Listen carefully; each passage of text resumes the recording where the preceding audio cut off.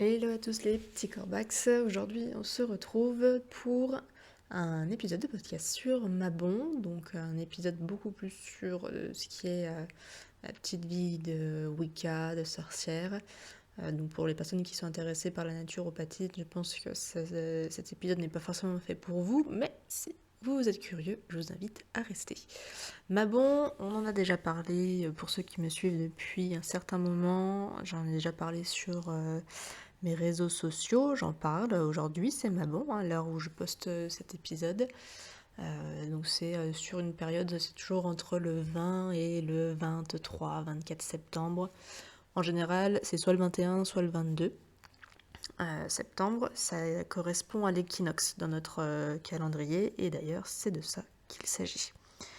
Donc, je vais déjà vous présenter un petit peu ce qu'est Mabon, et puis après, je vais vous expliquer ce que vous pouvez faire chez vous pour le célébrer, pour ceux qui seraient intéressés. Si vous voulez voir plus de contenu, je vous invite à aller sur mon profil Instagram Kamiwichi Naturo. Et puis si mon contenu vous plaît, n'hésitez pas à partager à d'autres personnes pour le faire découvrir et puis à me laisser des petits commentaires sous la vidéo pour avoir des suggestions, des retours de votre part, ça me fera plaisir de vous répondre. Donc, on embraye. Le Mabon, comme je vous le disais, ça correspond à l'équinoxe. Je vous ai déjà donné les dates. Donc, aujourd'hui, le 22 septembre, on est Mabon. Vous pouvez faire ce que je vais vous expliquer là, aujourd'hui. Si vous ne pouvez pas le faire aujourd'hui, faites-le demain. Même ce week-end, ça fonctionne. Ne vous inquiétez pas pour ceux qui veulent vraiment le faire. C'est pas très très grave si vous le faites pas sur la bonne date. Les énergies de Mabon, de toute façon, comme tout ce qui est énergétique, il y a toujours une phase, une pré-phase, on va dire ça comme ça, donc une phase où les énergies montent. La phase qui correspond donc là à Mabon, ça pourrait être un autre sabbat, ça pourrait être une phase lunaire, ça pourrait être peu importe. Et après une phase qui descend. Donc même si vous êtes en phase descendante des énergies de Mabon, c'est pas très grave. De toute façon, les énergies de Mabon, elles vont quand même bien jusqu'au 29 voire 30 septembre. Donc vous inquiétez pas si vous le faites que ce week-end, pas de panique.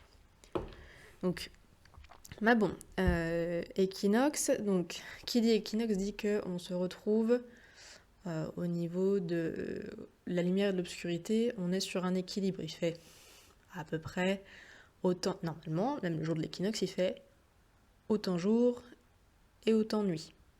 Voilà, donc on est sur l'équilibre ombre-lumière.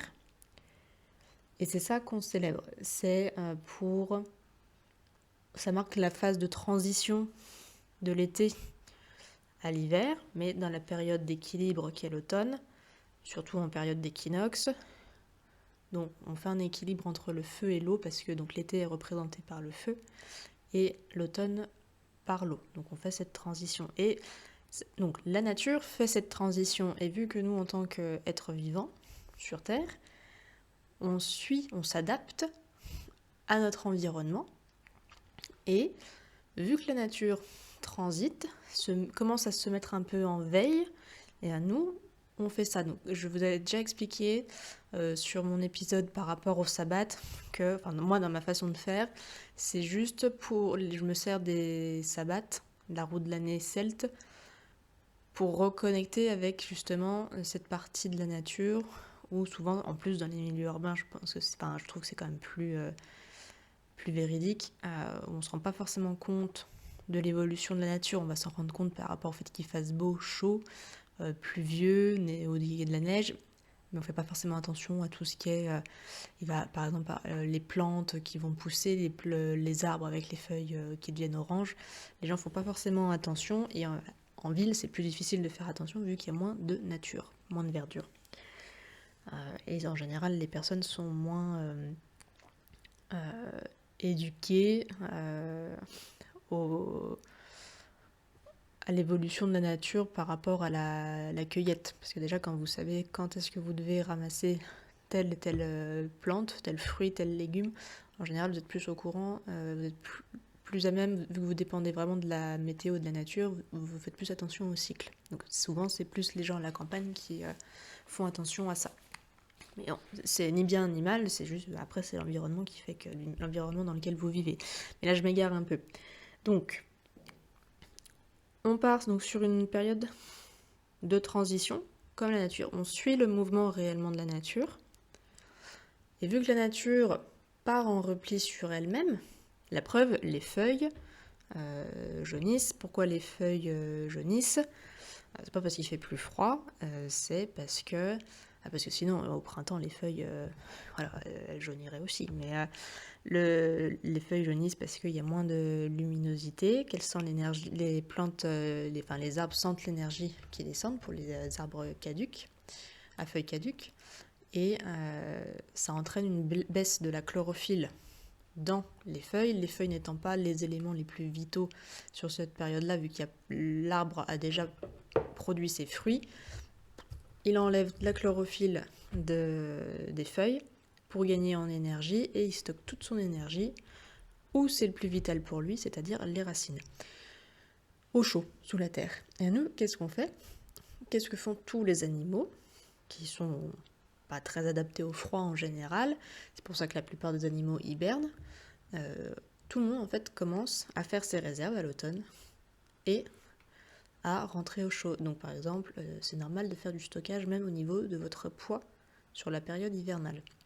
C'est le stock, c'est votre instinct de survie, donc on est programmé comme ça. Donc si vous prenez par exemple du poids sur fin de l'automne et l'hiver, alors quand je dis prendre du poids, c'est prendre de 3 kilos, hein. Si vous en prenez 20, évidemment, c'est plus inquiétant, parce que ça fait quand même beaucoup de poids en peu de temps. Mais voilà, c'est normal, c'est votre stock d'hiver. Donc voilà, pas plus d'inquiétude à avoir du moment que vous arrivez à les reperdre au printemps. Donc là, ce qu'on fait, c'est que on rentre littéralement chez soi parce qu'il fait moins chaud, donc fini les barbecues, et voilà, on commence à... On le sent même au niveau des énergies, ou même nous, on est plus fatigué et on a envie de rester chez soi parce qu'il fait plus frais. On a le petit coup de baisse de morale en général. Beaucoup de gens l'ont, parce que moins de soleil dit moins de vitamine D, dit que vous avez un petit coup de déprime à l'automne. C'est très classique, pareil, pas d'inquiétude, c'est une petite dépression saisonnière qui est corrélée à la baisse de vitamine D par rapport à la baisse de l'énergie solaire. Donc, nous, en fait, ce qu'il faut faire, c'est que vu que là, on transite au niveau des énergies, il faut arriver à se réajuster parce qu'en plus, comme je vous dis, on a la baisse de morale. Mais donc, vu que l'équinoxe est une période d'équilibre, il faut que... Et voilà, enfin, il faut. Je devrais essayer de trouver une autre formule pour dire qu'il faut, parce que ça fait... il faut, c'est pas forcément hyper positif, mais l'idée, c'est que vous vous sentiez, voilà, pareil, vous, comme la nature, en équilibre. Et c'est ça qu'on cherche à atteindre à Mabon. C'est partir dans notre phase d'introspection, parce que l'automne est une phase d'introspection. Automne et hiver, c'est les deux phases d'introspection. Là, on débute la phase d'introspection, vu qu'on rentre chez nous, et on rentre en fait aussi dans notre coquille intérieure, dans notre petit monde intérieur.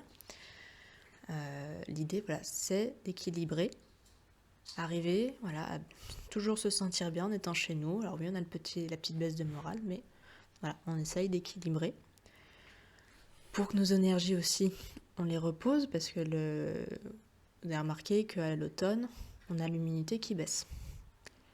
L'hiver aussi, mais c'est vraiment l'automne qu'on voit les gens qui commencent à tomber malades, parce que pareil, l'énergie solaire est moins élevée, et avec la chute de vitamine D, vous avez aussi la chute du système immunitaire. C'est pour ça que les gens sont enrhumés, qu'ils ont une petite trachéite, une petite laryngite, une angine, voilà, des petites bricoles comme ça. Donc, on essaye d'équilibrer aussi pour aussi équilibrer son système immunitaire, et ça passe par le repos. Dans une société où on est tout le temps à 200 à l'heure, c'est compliqué de se reposer. Ça veut dire qu'il faut que vous ayez une volonté de faire pour vous dire, là, par exemple, telle journée, je fais rien. Et c'est ça l'idée. L'idée de Mabon, elle est aussi là, elle est dans le lâcher prise, le lâcher. L'idée, donc comme je vous disais, c'est déjà on se réajuste au niveau des énergies. par rapport à justement ce passage au niveau de la saison, hein, et des énergies qui en découlent.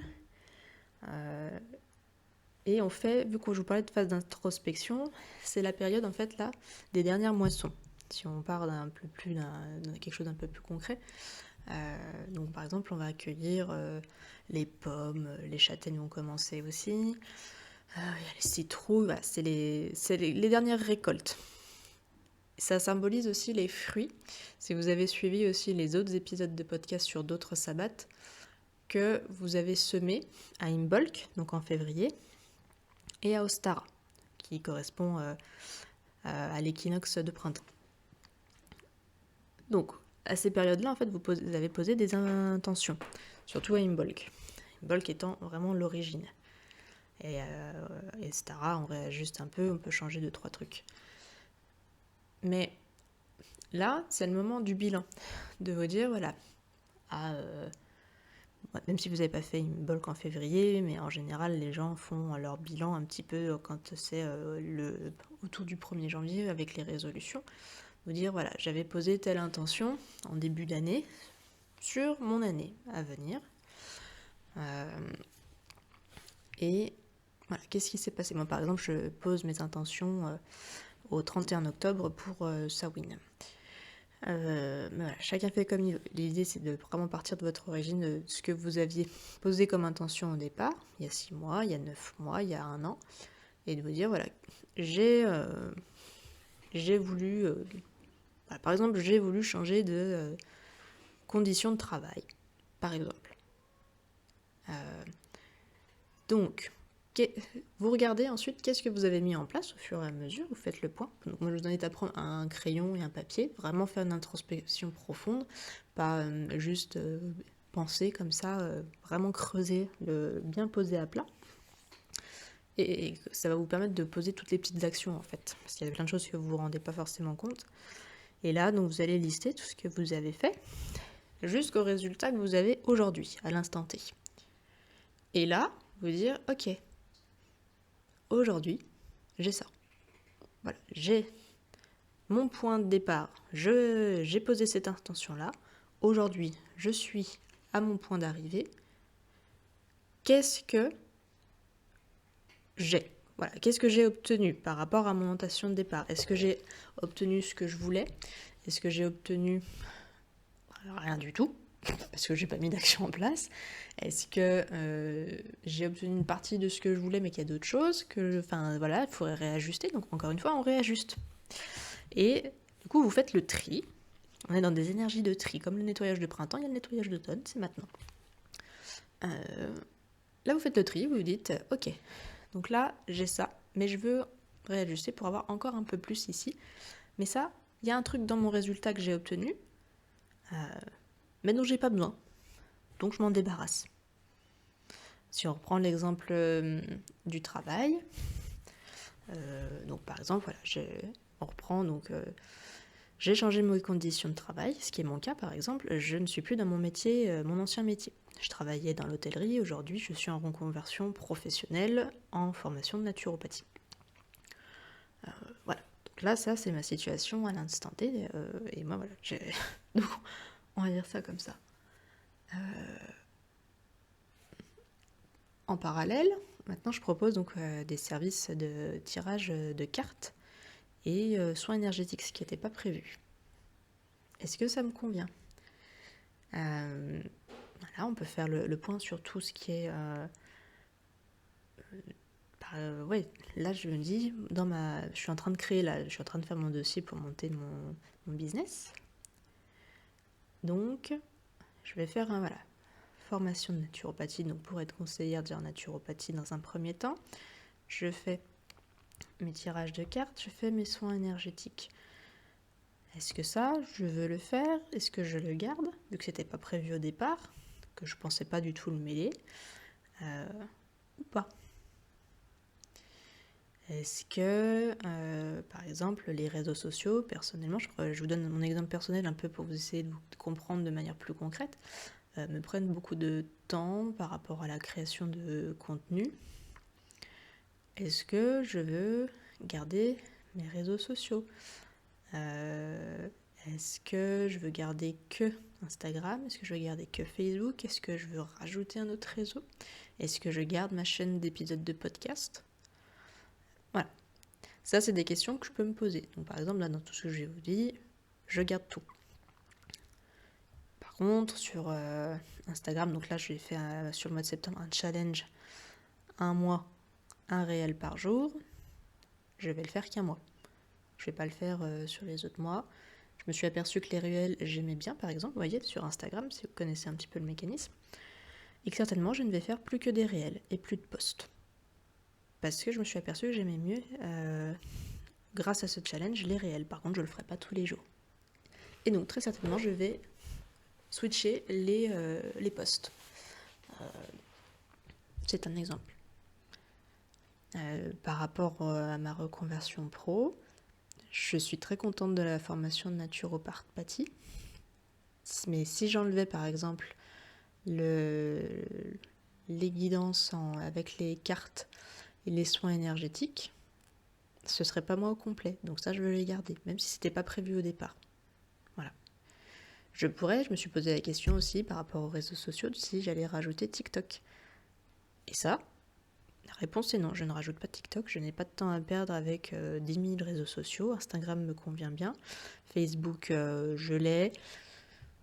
Il ne me fait pas perdre trop de temps vu que je l'ai intégré à Instagram, donc ce que je publie sur Instagram se publie sur Facebook, sauf quand ce sont des réels, mais bon, je perds pas trop de temps avec Facebook. Mais voilà, ce sont des choix.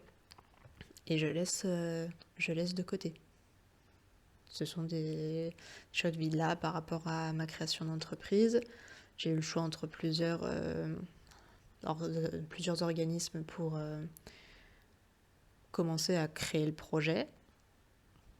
J'ai fait le tri entre ceux que je voulais garder et ceux que je ne voulais pas garder. Donc l'idée, elle est là. Je vous donne, voilà. Mais mon exemple, c'était juste pour essayer que vous compreniez mieux. Vous pouvez l'adapter à n'importe quel projet que vous aviez. Vous faites le tri entre ce que vous voulez et ce que vous ne voulez pas. Et vous réajustez. Comme moi, là, j'ai réajusté avec les soins énergétiques et les tirages de cartes qui n'étaient pas prévus du tout au départ. Donc, voilà. Ça, c'est ma bon. Je viens de vous expliquer, en fait, ma bon, tout simplement. Et je me rends compte que ça fait déjà 17 minutes que j'enregistre. Plus de 17 minutes. Pour la petite histoire, Mabon, donc, c'est une légende galloise.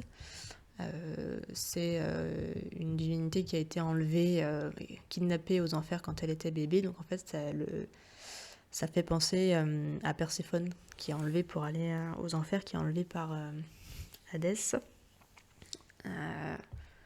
Et d'ailleurs, on peut... si il y a des divinités que vous aimez bien, par exemple Perséphone, il y en a qui disent que c'est Déméter qu'on peut prier pour Mabon. Moi, je vous dirais plus Perséphone. Vous pouvez Déméter, il n'y a pas de souci. Plus Perséphone, parce que Perséphone, elle est justement dans cet équilibre de la mort et de la vie, où elle part 6 mois sous terre, aux enfers, et 6 mois où elle est avec sa mère, avec Déméter. Donc, par voie de conséquence, je dirais, on peut aussi effectivement prier Déméter, et Déméter qui joue sur les récoltes et sur la vie, le cycle de la vie et de la nature. Effectivement, on peut la prier. Mais moi, je suis plus avec Perséphone, et le mythe de Perséphone étant corrélé au mythe de Mabon, en fait, c'est beaucoup plus percutant pour moi, à mon sens. Après, si vous ne croyez pas... je veux dire, moi, par exemple, je ne crois ni en l'un ni en l'autre, mais si vous avez une divinité en laquelle vous croyez... même s'il n'y a pas forcément ce mythe autour, vous pouvez la prier. Je veux dire, il n'y a pas de... Ceux qui me suivent depuis un moment, vous savez, je fais ça, mais ce que je fais est accessible à toutes les personnes, de peu importe votre religion. C'est pas la roue de l'année. Moi, je fais avec la nature. Je crois en l'univers, je crois en la source, pas sous forme de divinité. Pour moi, c'est des éléments, c'est une puissance, voilà. Mais si vous êtes chrétien, musulman, juif, hindouiste, bouddhiste, peu importe, peu importe ce que vous êtes, je connais pas toutes les religions, vous pouvez sans problème vous retrouver là-dedans. Maintenant, pour ceux qui sont restés jusqu'au bout, déjà c'est cool. Mettez-moi un petit like, ça me fait voir combien sont restés déjà jusqu'à 20 minutes. Ça me donnera une petite idée. Qu'est-ce qu'on fait pour célébrer Mabon? Plusieurs choses. Ce que vous pouvez faire. Moi, je commence ma déco d'automne qui va après me servir pour Samhain à Mabon. Donc, à la maison, j'ai des petites citrouilles en papier mâché qui sont toutes mignonnes. Donc, je les sors. Donc déco tonale, c'est forcément couleur de l'automne, vous doutez bien. Donc vous pouvez ramasser des feuilles mortes, j'ai des pommes de pin, vous pouvez ramasser des glands, des châtaignes. Vous pouvez mettre des bougies aussi couleur de l'automne, donc plus alors orange, tout ce qui est les couleurs brunes, couleur or. Voilà, c'est quelque chose qui doit vraiment rappeler les feuilles mortes de l'automne. L'idée, elle est là. Après, bon, il n'y a pas de règles spécifiques. Moi, j'ai aussi des bougies blanches. Les bougies blanches, ça fait pour tout. Ou aussi des bougies qui sentent des parfums un peu automnaux, comme la pomme cannelle, par exemple, ou orange cannelle. J'aime beaucoup la cannelle. Donc après, vous avez peut-être d'autres idées de senteurs. Le senteur sapin, par exemple, je ne sais pas. Quelque chose plutôt boisé à ce moment-là, ou épicé. Si vous voulez vraiment aller jusqu'au bout du truc. D'ailleurs, dans la déco, vous pouvez mettre de la cannelle aussi. Important, les énergies changent et nettoyez bien, c'est quand même mieux votre lieu d'habitation, enfin votre lieu de vie au niveau énergétique. Donc, j'avais fait donc sur Instagram, j'avais fait quelque chose par rapport aux énergies pour nettoyer le lieu. Donc, vous pouvez aller voir sur mon profil Instagram. Donc, soit vous le faites avec du sel, soit vous le faites. Je vais vous donner des exemples pour tout le monde en fait, qui soient accessibles à tous. Soit vous avez du gros sel, vous pouvez nettoyer comme ça votre habitation en mettant une pincée de gros sel dans les 4 coins de chaque pièce de votre habitation, ou alors avec les bâtons de fumigation ou l'encens, vous pouvez tout simplement en brûler un et circuler dans toute la maison pour bien nettoyer les énergies, aérer tout simplement, ça nettoie déjà. Le bâton de fumigation ou l'encens va accentuer le phénomène, parce que bon, je veux dire d'un point de vue énergétique, l'aération ne suffira pas, mais l'aération fera toujours du bien quand même à votre habitat, peu importe la saison d'ailleurs. Mais sinon, si vous avez, pour ceux qui ont un bol tibétain ou un instrument comme un tambour, chaman, vous pouvez en jouer. Ou alors, si vous êtes sorcière, vous pouvez aussi faire votre petit boogie-boulga pour nettoyer les énergies. Donc, il y a plein de techniques, mais la fumigation et le sel, pour moi, restent 2 techniques qui fonctionnent vraiment très très bien. Après, le son, bon, je suis pas sûre que vos voisins vont forcément aimer si vous faites du bruit toute la journée, mais c'est possible. Voilà, le bol tibétain nettoie très bien, le tambour chaman aussi. Ce que vous pouvez faire également, c'est la période du coup, où on rentre chez soi, donc préparez, vu que vous avez fait le nettoyage de votre habitat, que ce soit le nettoyage au sens propre et puis le tri de votre maison, on fait un peu un nettoyage d'automne, et le tri, sortez les plaids maintenant, faites-vous un espace cocooning, avec des plaids, des coussins, tout duveteux. Moi j'ai des coussins, alors je les sors pas tout le temps, mais j'ai des housses de coussins en espèce de fausse fourrure. Voilà, ça fait un effet tout cosy, tout mignon, tout plein. Les plaids, c'est trop bien. Vous faites les boissons chaudes, forcément. C'est le cliché un peu des femmes frileuses, des mamies, mais c'est ça l'idée. Faites votre espace cosy.